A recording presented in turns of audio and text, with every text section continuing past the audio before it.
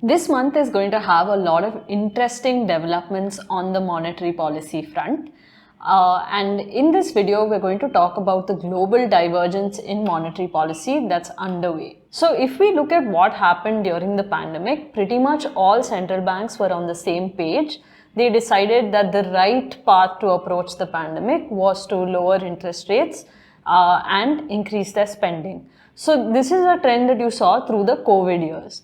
But as we headed into the next phase, you saw that inflation became a big problem and central banks now started to work on tackling that issue.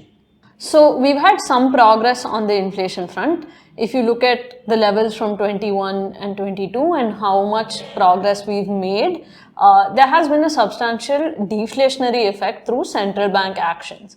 But today, central banks are no longer on the same page. So you're seeing that different countries and different regions are actually opting different methods or tools to tackle the challenges of today.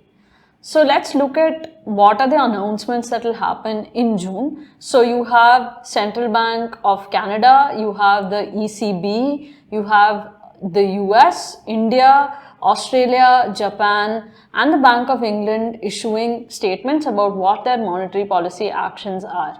So we can go one by one to see what each of these central banks actually think is going to happen. So if we look at Canada as well as the ECB, both of them chose to reduce their interest rates by 0.25% in June.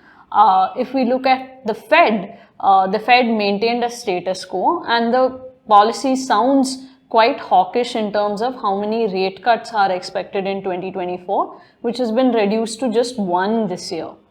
We did an entire Twitter space on this topic, so you can check that out as well. If we move on to India, the RBI is still quite concerned about inflation and how that could pan out in the second half of the year. So you are seeing some more caution in terms of rate cuts in India as well. The same applies to the Bank of Australia, where they again feel that inflation is a bigger priority than creating stimulus within the economy. So these three central banks are still watchful on inflation. The Bank of England is yet to make its monetary policy announcement, and Japan has left interest rates unchanged.